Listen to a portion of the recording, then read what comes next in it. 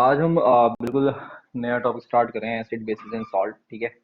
और इस टॉपिक को देखो, आज जो है काफी हद तक इंट्रोडक्टरी इसमें रहेगा। ठीक है। और इस चैप्टर में जो मेन जो है फिक्रक्स तुम्हारा एसिड्स के बारे में काफी है, फिर है बेसिस के बारे में है, फिर सॉल्ट्स के बारे में, डिफरेंट टाइप ऑफ सॉल्ट्स के बारे में है। ठीक है। अभी जो है थोड़ा बेसिक बेसिक ही है। ठीक है। पर इस चैप्टर को थोड़ा इन डेप्थ पढ़ेंगे। ठीक है। क्योंकि ये चैप्टर बेटा आगे जाके जो है ना, तुम्हारा 11th 12th में अगर साइंस करते हो तो काफी ज्यादा जो है एक इंपॉर्टेंट रोल प्ले करता है। तो इस चैप्टर को थोड़ा मैं एनसीईआरटी से हट के भी काफी पढ़ाऊंगा। ठीक है। क्योंकि इसमें जरूरी है आपकी हर एक चीज का बिल्कुल एकदम परफेक्टली पता होना, क्योंकि आगे जाके जो होती है ना, ये सेम चीजें जो होंगी रिपीट करती हैं, और अगर अभी चीजें क्लियर नहीं है तो फिर दिक्कत होती है। क्योंकि एज सच ये चैप्टर ना आगे आगे आगे वाली क्लासेस में आपका एकदम पर्टिकुलर डेडिकेटेड चैप्टर नहीं है। ठीक है। इसका थोड़ा थोड़ा थोड़ा थोड़ा पार्ट जो है आपको चैप्टर्स में मिलेगा। इसलिए जो होती है चीजें इसमें अभी इस लेवल पे ही समझना ज्यादा बेटर होता है। ठीक है। चलो, देखो सबसे पहले एसिड्स क्या होते हैं। ठीक है। ये चीज तो सभी को पता ही होगी, ये बचपन से ये डेफिनेशंस वगैरह कुछ पढ़ते हुए आ रहे हैं कि एसिड जो होते हैं सॉल्ट इन टेस्ट होते हैं। लिटमस पेपर को जो होते हैं ये ब्लू से रेड में कन्वर्ट करते हैं। बेसिस क्या होते हैं, ये थोड़ा बाइटर टेस्ट के होते हैं। ये लिटमस पेपर को जो होते हैं वो रेड रेड से इसमें ब्लू में कन्वर्ट करेंगे। ये सब तो चीजें सभी को क्लियर ही होती हैं। बस ये है कि बेटा ये जो चीजें हैं इनको याद रखना, क्योंकि एक एक नंबर में क्वेश्चंस आते हैं और ये क्या होते हैं बच्चों को उस टाइम पे याद नहीं रहती हैं। ठीक है। ये चीजें ना दिमाग से बहुत निकल जाते हैं कि भाई बिट एसिड जो है लिटमस पेपर को बी से ब्लू से रेड करता है, या फिर बेस जो है लिटमस पेपर को ब्लू से रेड करता है। ठीक है। तो इसको सबके अलग अलग तरीके हैं याद करने के लिए। इसका सबसे सही तरीका पता है क्या होता है, दोनों में से किसी एक को याद कर लो।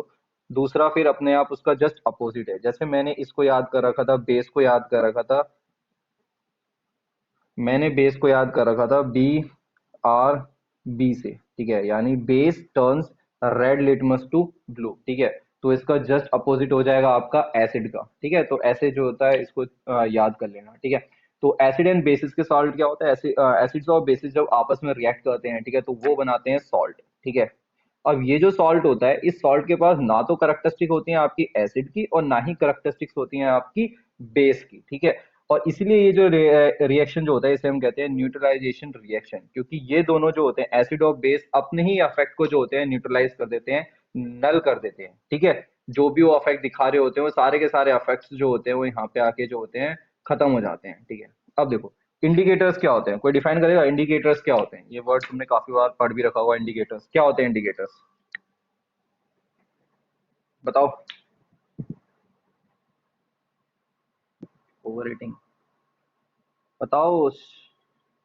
तनुल, शिवम। ठीक है। देखो इंडिकेटर्स जो होते हैं ना, इंडिकेटर्स एक ऐसी केमिकल्स होते हैं, बेसिकली ऐसे केमिकल्स होते हैं इंडिकेटर्स जो किन्हीं भी दो चीज के अंदर जो होते हैं डिफरेंशिएट करते हैं। ठीक है। ये सिर्फ एसिड एंड बेस के साथ नहीं होता, ये किसी भी दो चीजों को अगर कोई भी एक केमिकल डिफरेंशिएट कर रहा होता है तो वो इंडिकेटर होता है। ठीक है। ऐसी एसिड्स एंड बेसिस के अंदर भी इंडिकेटर्स होते हैं। ठीक है।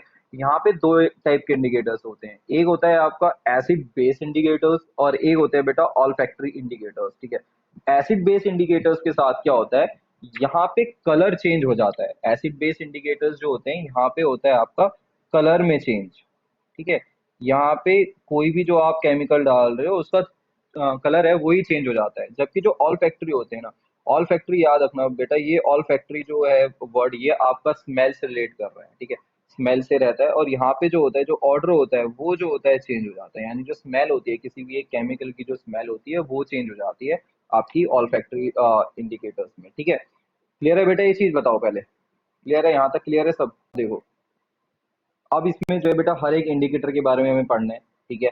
ये थोड़ा एनसीईआरटी से थोड़ा बाहर की चीजें हैं, पर ये जरूरी बहुत है बेटा ये, क्योंकि वर्ड्स तुम बहुत बार पढ़ोगे आगे वाले क्लासेस में। ठीक है। जैसे एसिड बेस इंडिकेटर्स जो होते हैं, बेसिकली हमारे पास जो आगे भी आप क्लास में जो केमी एक्सपेरिमेंट्स वगैरह करोगे आप, तब भी सिर्फ तीन टाइप के हम मेनली यूज करते हैं। एक है आपका लिटमस पेपर, ऑब्वियसली बात है, ये तो बहुत कॉमन है। फिर आता है आपका मिथाइल ऑरेंज, और एक आता है आपका फिनोप्थलीन। ठीक है। ये तीन है आपके इंडिकेटर्स जो हम बहुत कॉमनली जो है हम अपनी केमिस्ट्री लैब्स में जो होते हैं यूज करते हैं। जिसमें से आपका लिटमस है एक नेचुरल इंडिकेटर। ठीक है। एक नेचुरल इंडिकेटर है, ये एक लाइकिन से बनता है, उससे एक्सट्रैक्ट करते हैं। जबकि जो मिथाइल ऑरेंज है और फिनोप्थलीन ये एकदम प्रॉपर आपके केमिकल्स हैं। ठीक है। सिंथेटिक हैं, हम इनको लैब्स में ही जो होते हैं प्रिपेयर करते हैं। ठीक है। अब हर एक के बारे में पढ़ते हैं थोड़ा। जैसे लिटमस है, लिटमस बेटा ये ग्रीनिश पर्पलिश कलर का होता है, ठीक है। अगर आप इसको नॉर्मल देखोगे ना, जब इसको हम लाइकेन से एक्सट्रैक्ट करते हैं और थोड़ा सा इसको हम मॉडिफाई करते हैं लैब्स में, ठीक है, तो ये पर्पल कलर का आता है, ठीक है। ये एकदम प्रॉपर पर्पल कलर का आता है। अब इसमें जो होता है, जब इस पर्पल कलर के आप लिटमस को आप किसी न्यूट्रल सॉल्यूशन के अंदर डालते हो, यानी ना तो वो एक एसिड है, ना ही वो बेस है, ठीक है, तो वो न्यूट्रल सॉल्यूशन जो होता है उसका कलर जो होता है इस लिटमस को डालने के बाद वो पर्पल में चेंज हो जाता है, ठीक है। दूसरा, एसिडिक के साथ क्या होता है, एसिड, अरे यार कितनी आवाज कर रही है, एसिडिक के साथ क्या होता है, जब आप एसिडिक सॉल्यूशन में लिटमस डाई को डालते हो, तो ये लिटमस डाई जो होती है ये आपकी पर्पल से चेंज हो जाती है रेड के अंदर, ठीक है। सेम जब आप बेसिक सॉल्यूशन के अंदर इसको डालते हो, तो बेसिक सॉल्यूशन में ये डाई जो है वो पर्पल से चेंज हो जाती है ब्लू के अंदर, ठीक है। तो उसे पेपर में कन्वर्ट करते हैं इस लिटमस डाई को। ये फिर दो टाइप का होता है, एक होता है ब्लू लिटमस और रेड लिटमस, ठीक है। ब्लू लिटमस और रेड लिटमस, रेड लिटमस बनता है आपका by the acidification of the litmus, ठीक है। ये थोड़ा एक कॉम्प्लेक्स है, पर इस लिटमस से हम पेपर इस लिटमस पे से का यूज करके हम लिटमस पेपर बनाते हैं, जो कि होता है एक तो ब्लू लिटमस पेपर होता है और एक आपका रेड लिटमस पेपर होता है, और इनको हम यूज करते हैं for the identification of acids and bases, ठीक है। जैसे एसिड्स जो होगा वो कन्वर्ट कर एसिड्स में जो होगा ये लिटमस पेपर जो होता है ब्लू से रेड में कन्वर्ट हो जाएगा, ठीक है। और बेसिस के केस में ये लिटमस जो है वो रेड से ब्लू में कन्वर्ट हो जाता है, ठीक है बेटा। अब फिनोप्थलीन और मिथाइल ऑरेंज ना सबसे सही होते हैं, सबसे बढ़िया अगर देखा जाए ना, सबसे बढ़िया ये फिनोप्थलीन और मिथाइल ऑरेंज होते हैं, क्योंकि काफी सही चीजें बताते हैं। बस आपको एक ड्रॉप डालनी है, ठीक है, और बस काम खत्म। ये आपको तुरंत बता देगा कि कोई भी आप सॉल्यूशन लेके है, जो भी आपके पास सॉल्यूशन है वो एक एसिड है या वो सॉल्यूशन जो है वो एक बेस है। जस्ट एक ड्रॉप डालनी होती है। जैसे अगर आप फिनोप्थलीन को देखोगे, ये फिनोप्थलीन जो होता है ना नेचुरली कलरलेस होता है, एकदम लिक्विड की तरह होता है, पानी की तरह होता है। जो पानी होता है, पानी का कोई कलर नहीं होता, उसे कलरलेस कहते हैं। सेम चीज ये फिनोप्थलीन एकदम कलरलेस होता है, ठीक है। पर जैसे ही बेटा आप इस फिनोप्थलीन को किसी भी बेसिक सॉल्यूशन के अंदर डालते हो, ये तुरंत जो होता है ये कन्वर्ट हो जाता है एक पिंक कलर के अंदर, ठीक है। पिंकिश कलर का अपीयरेंस आ जाता है। तुरंत हमें पता चल जाता है कोई भी एक जो सब्सटेंस है वो जो है एक बेसिक सॉल्यूशन है। पर यहाँ पे प्रॉब्लम आती है, ये प्रॉब्लम ये है कि जो फिनोप्थलीन जो है ना बेटा, फिनोप्थलीन कोई भी कलर नहीं देता, ना तो न्यूट्रल सॉल्यूशन के साथ ना ही एसिडिक सॉल्यूशन के साथ। कि आपने किसी भी चीज के कोई भी एक एसिडिक या फिर न्यूट्रल सॉल्यूशन है उसके अंदर आप फिनोप्थलीन को डालोगे तो कोई भी कलर चेंज नहीं होता। तो यहाँ पे प्रॉब्लम आ जाती है कि यहाँ पे ये नहीं बता पाता कि कोई भी एक सब्सटेंस, कोई भी एक सॉल्यूशन वो एक न्यूट्रल है या एसिडिक है, क्योंकि दोनों के केस में उसका कोई भी कलर आता नहीं है। फिर आता है बेटा आपका मिथाइल ऑरेंज। मिथाइल ऑरेंज देखो हर एक सॉल्यूशन के साथ एक अलग कलर दे रहा है। जैसे मिथाइल ऑरेंज जो होता है न्यूट्रल न्यूट्रल सॉल्यूशन के साथ जो होता है ये ऑरेंज कलर का ही रहता है, और इसका कलर भी ऑरेंज ही है, ठीक है। यानी ये न्यूट्रल सॉल्यूशन में अपना कलर बिल्कुल भी चेंज नहीं करता। एसिडिक सॉल्यूशन के अंदर क्या करता है, एसिडिक सॉल्यूशन के अंदर जो होता है ये ऑरेंज से रेड कलर में कन्वर्ट हो जाता है। बेसिक सॉल्यूशन के अंदर जो होता है ये ऑरेंज से येलो कलर के अंदर कन्वर्ट हो जाता है। और इसलिए मिथाइल ऑरेंज जो होता है काफी अच्छा इंडिकेटर माना जाता है, क्योंकि आप बिल्कुल विजिबली बहुत आराम से जो है इसको देख के बता सकते हो बस एक ड्रॉप से कि कोई भी एक सॉल्यूशन जो है आपके पास वो एक एसिडिक सॉल्यूशन है या एक बेसिक सॉल्यूशन है। यहाँ पे देखो, यहाँ पे एक टेबल है, ठीक है, जहाँ पे हमने तीन अलग अलग टाइप के हमने सॉल्यूशंस ले रखे हैं, ठीक है। और उन तीनों अलग अलग टाइप ऑफ सॉल्यूशंस में हमने अलग अलग जो है इंडिकेटर्स यूज करें और उसका अलग अलग क्या क्या इम्पैक्ट आएगा वो देखना। जैसे HCl एक एसिड है, ठीक है। अब HCl एक एसिड है, अब इसमें देखना क्या क्या चीजें चेंज होगी।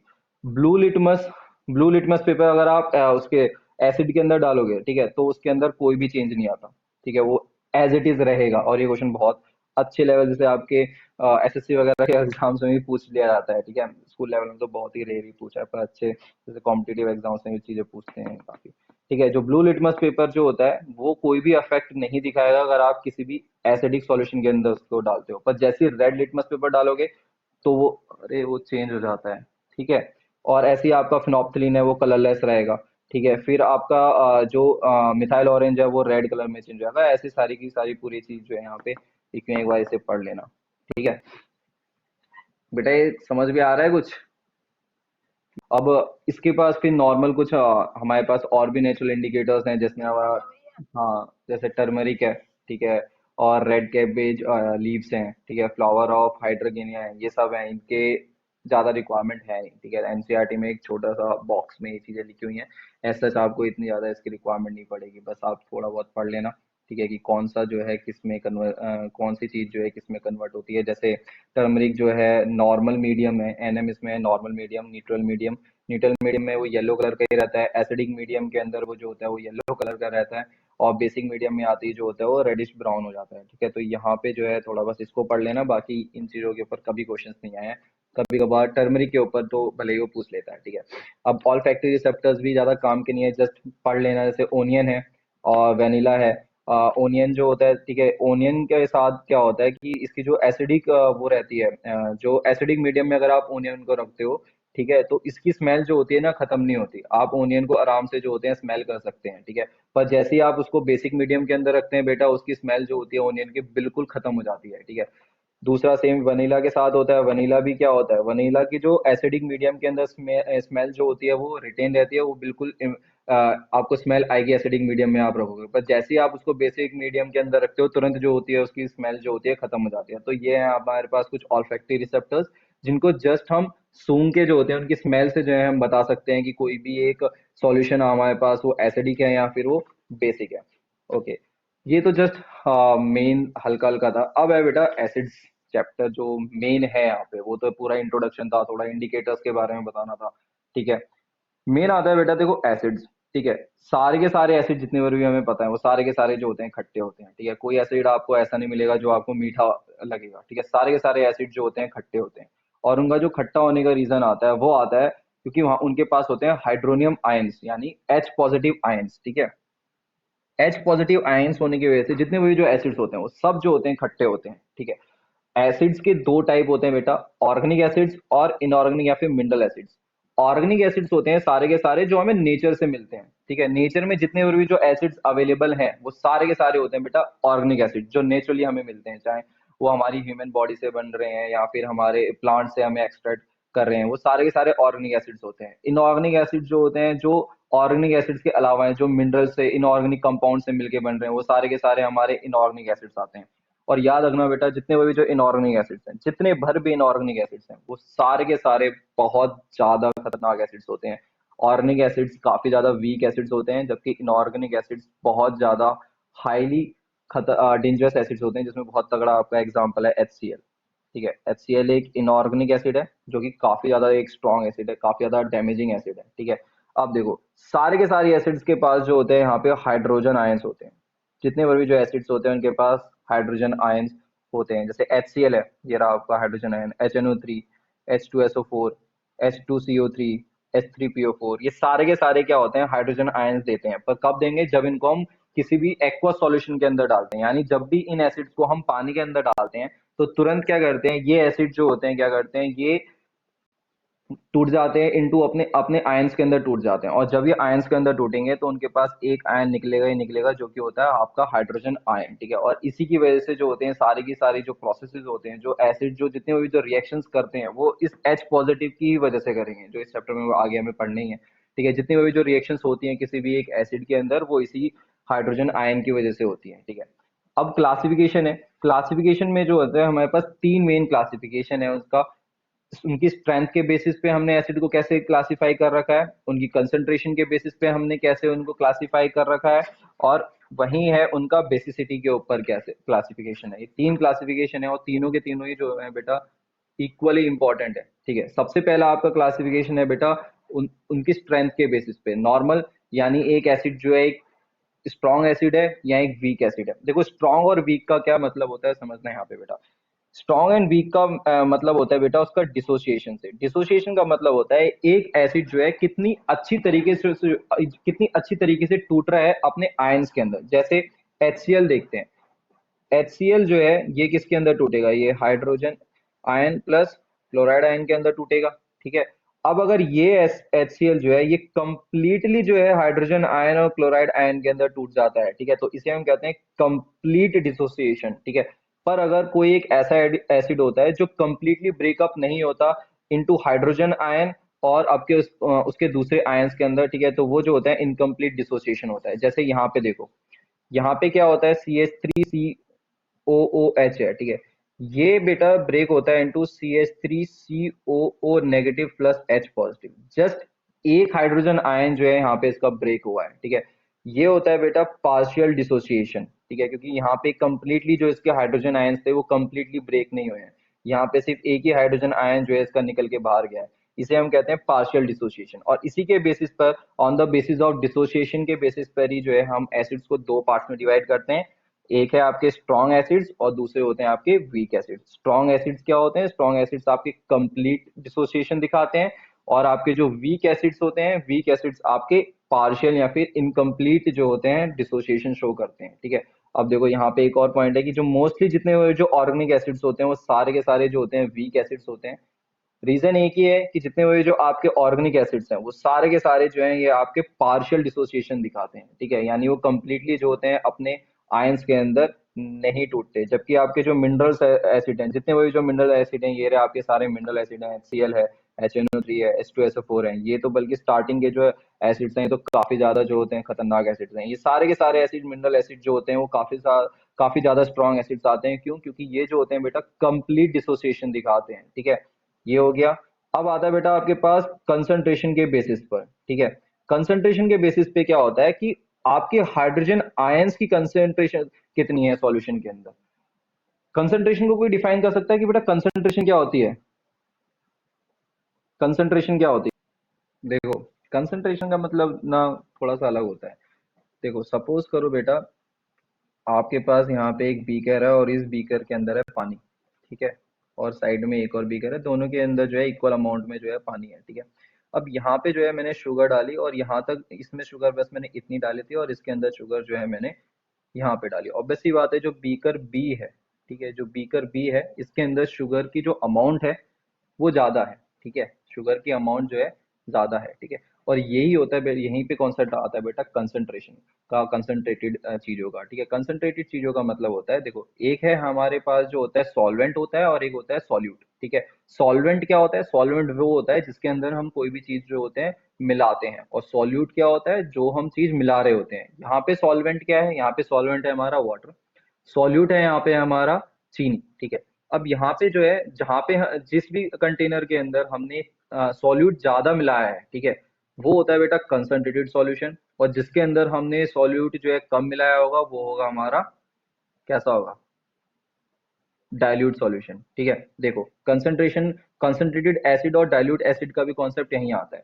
सिंपल होता है बेटा, जब आपका पानी के अंदर, ठीक है, पानी के अंदर एसिड की अमाउंट ज्यादा है, ठीक है, जब पानी के अंदर एसिड की अमाउंट ज्यादा है तब उसे हम कहते हैं कंसंट्रेटेड एसिड, और जब पानी के अंदर एसिड की अमाउंट कम होती है तो उसे हम कहते हैं डाइल्यूट एसिड। बेसिकली करा इसलिए जाता है, कंसंट्रेटेड कंसंट्रेटेड और डाइल्यूशन का जो कॉन्सेप्ट है ना वो हम रिएक्शंस के लिए करते हैं। कुछ कुछ रिएक्शंस ऐसी होती हैं बेटा जो डाइल्यूट एसिड्स पे ही काम करती हैं, ठीक है। कंसंट्रेटेड एसिड में जो होती हैं वो डैमेज हो जाती हैं। बहुत सारी रिएक्शंस हैं, जैसे हमारे पेट के अंदर ही होता है, ठीक है। हमारे पेट में जो एसिड है यानी HCl जो है, ठीक है, वो बेटा कंसंट्रेटेड फॉर्म में होता है, उसके अंदर पानी बहुत नामात्र का पानी होता है, और इसीलिए बोलते हैं कि खाना खाते टाइम जो होते हैं पानी को नहीं पीना चाहिए, आधा घंटे बाद जो है मिनिमम पानी आधा घंटे बाद पीना चाहिए।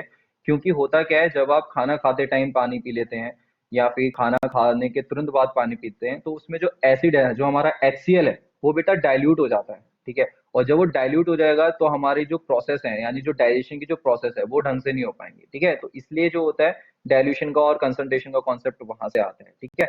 और कंसंट्रेशन और स्ट्रेंथ जो है ना, concentration of acid and strength of acid दोनों बेटा डिफरेंट टर्म्स है, बिल्कुल सेम टर्म्स नहीं है। कुछ कुछ लोग मान के चलते हैं कि कंसंट्रेटेड सॉल्यूशन का मतलब होता है कि वो एक स्ट्रॉन्ग एसिड है, जबकि ऐसा बिल्कुल नहीं होता। कंसंट्रेटेड कंसंट्रेटेड एसिड का मतलब कतई ये नहीं होता कि वो एसिड जो है वो स्ट्रॉन्ग एसिड बन चुका है। बस ये होता है कंसंट्रेटेड कंसंट्रेटेड एसिड का मतलब जस्ट इतना सा है कि वहां पे क्या होगा, सॉल्यूशन के अंदर जो है मतलब पानी के अंदर जो अमाउंट है आपके एसिड की वो ज्यादा है, ठीक है।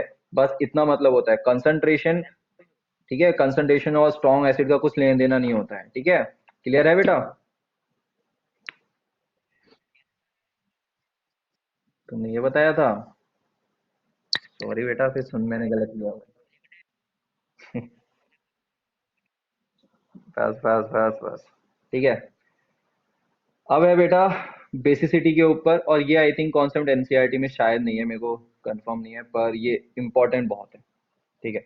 देखो, बेसिसिटी का मतलब होता है कि एक आपका जो एसिड है, ठीक है, कोई भी जो आपका एसिड है जब उसको हम पानी के अंदर डालते हैं तो वो कितने नंबर ऑफ हाइड्रोजन आयंस दे रहा है, यानी कितने नंबर ऑफ हाइड्रोजन आयन जो है वो स्प्लिट कर रहा है, कितने नंबर ऑफ हाइड्रोजन आयन जो है पानी के अंदर डिसॉल्व कर देता है। ये होती है बेसिसिटी। ठीक है, जैसे यहाँ पे HCl को देखते हैं, कहाँ गया HCl। ठीक है, HCl क्या है, HCl को जब हम बेटा पानी के अंदर मिलाएंगे तो डेफिनेटली ये तभी टूटेगा, ऐसे नहीं टूटता। ये H पॉजिटिव और Cl नेगेटिव के अंदर ऐसे नहीं टूट जाएगा, उसके अंदर पहले हमें पानी डालना पड़ेगा। ठीक है, जैसे ही हम पानी डालेंगे तो तुरंत जो होगा वो H पॉजिटिव और Cl नेगेटिव के अंदर जो होता है ब्रेक हो जाएगा। और यहाँ पे कितने उसने H पॉजिटिव दिए हैं, यहाँ पे उसने सिर्फ एक H पॉजिटिव दिया है। ठीक है, ऐसे ही होता है। और इसी के बेसिस पे कि कितने नंबर ऑफ H पॉजिटिव्स वो देंगे जब उसको हम पानी में डालेंगे, उसी के बेसिस पे जो है हम इनका और फर्दर क्लासिफिकेशन करते हैं, जैसे monobasic acids, dibasic acid, tribasic acids. Monobasic acids वो होते हैं जो बेटा जब उनको हम पानी में डिसॉल्व करेंगे तो सिर्फ और सिर्फ एक H पॉजिटिव आयन देंगे। डायबेसिक ऐसे होते हैं जो जब उनको पानी के अंदर हम डिसॉल्व कर देते हैं तो वो दो H पॉजिटिव आयन देते हैं। ट्राइबेसिक जब वो तीन देंगे, जैसे यहाँ पे HCl का एग्जांपल है, जैसे उसको हम पानी में डिसॉल्व करेंगे तो वो एक H पॉजिटिव देगा। डायबेसिक के अंदर क्या होगा, जब उनको हम पानी में डिसॉल्व करेंगे तो वो दो H पॉजिटिव देता है। ट्राइबेसिक के अंदर क्या होगा, जब पानी में डिसॉल्व करेंगे H3PO3 वो तीन दे देगा। ठीक है, अब जल्दी से मेरे को बताओ H3COOH ये एक मोनोबेसिक है, डाइबेसिक है या ट्राइबेसिक है, बताओ। ट्राइबेसिक। ओके, कौन कौन बता रहा है बेटा ट्राइबेसिक, कौन कौन बता रहा है, कौन कौन है ट्राइबेसिक? वंश, और कौन है?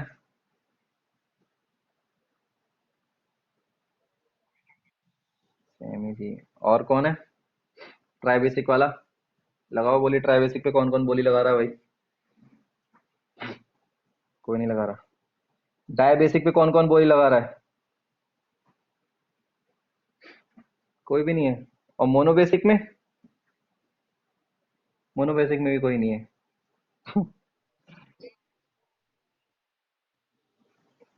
बायो, बायो लगा रहा है तू?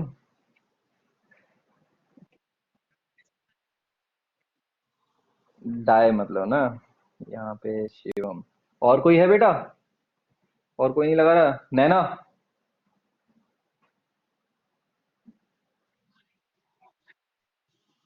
बहुत बढ़िया। तनुल, बताओ जल्दी।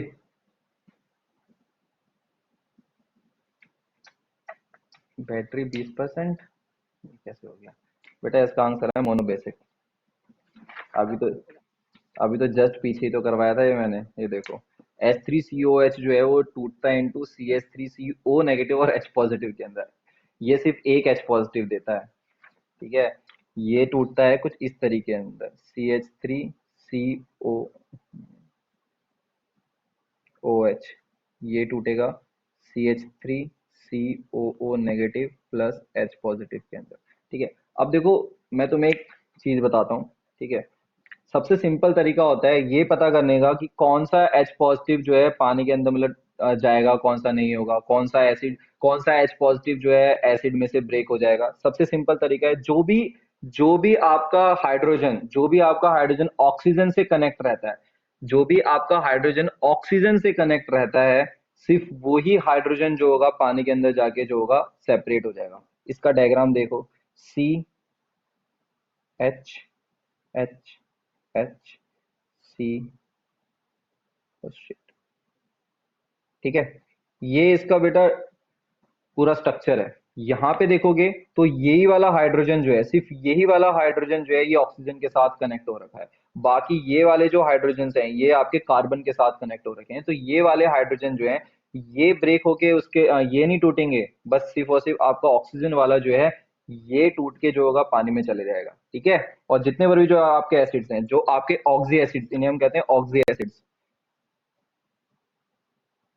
ठीक है, जिनके अंदर ऑक्सीजन रहती है उनको हम कहते हैं ऑक्सी एसिड्स। ये सिर्फ और सिर्फ आपके ऑक्सी एसिड्स में काम करता है, जैसे H3PO3 है।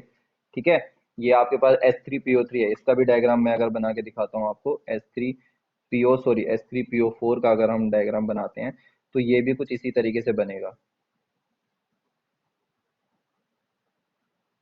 ठीक है, अब तुम यहाँ पे देखो, यहाँ पे देखो, यहाँ पे कितने हाइड्रोजन जो है ऑक्सीजन से अटैच हैं? तीन हाइड्रोजन, एक ये रहा। ठीक है, एक ये रहा, और एक ये रहा, और ये तीनों के तीनों हाइड्रोजन जो है टूटेंगे, और ये एसिड में मतलब वाटर में जाके जो होंगे उसकी एसिडिटी को जो होंगे बढ़ा देंगे। क्लियर है बेटा? सिर्फ ऑक्सी एसिड्स क्या है, ये कॉन्सेप्ट है, और किसी के अंदर काम नहीं करेगा। ये जितने भी जो ऑक्सी एसिड्स हैं जिनके अंदर ऑक्सीजन है, ठीक है, उन सारे के अंदर जो होते हैं सिर्फ वही हाइड्रोजन जो होगा ब्रेक करके उसमें वाटर के अंदर जाएगा, जिसके अंदर जो होती है हाइड्रोजन जो होता है वो ऑक्सीजन के साथ कनेक्टेड रहता है। क्लियर है बेटा ये चीज? जल्दी से बताओ। पूछो।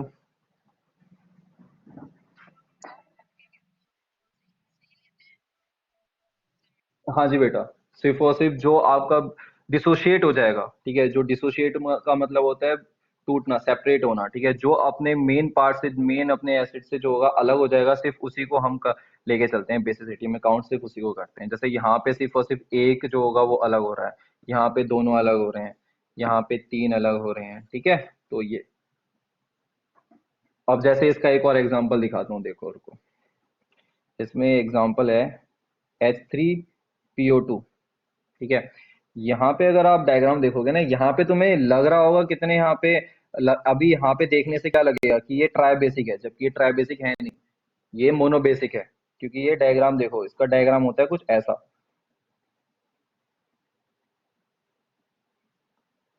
ये रहा, ठीक है। अब इसमें क्या है, सिर्फ और सिर्फ एक ही हाइड्रोजन जो है आपका अटैच्ड है विद द ऑक्सीजन, तो यही हाइड्रोजन जो है ये ब्रेक हो जाएगा, ठीक है, और बाकी के हाइड्रोजन जो है वो ऐसे ही इंटैक्ट जो है वो रहेंगे, ठीक है, तो ये टूट के नहीं जाएंगे, ठीक है। तो ये है आपका एक मोनोबेसिक एसिड। क्लियर है बेटा?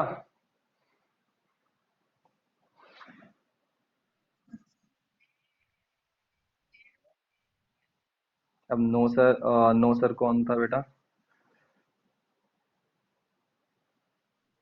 हाँ, क्या क्लियर नहीं है बेटा? दिव्यांश, बताओ। बेटा आप डाउट पूछो। क्या नहीं समझ आया बताओ तो सही, कौन सा समझ नहीं आया? कौन सा समझ नहीं?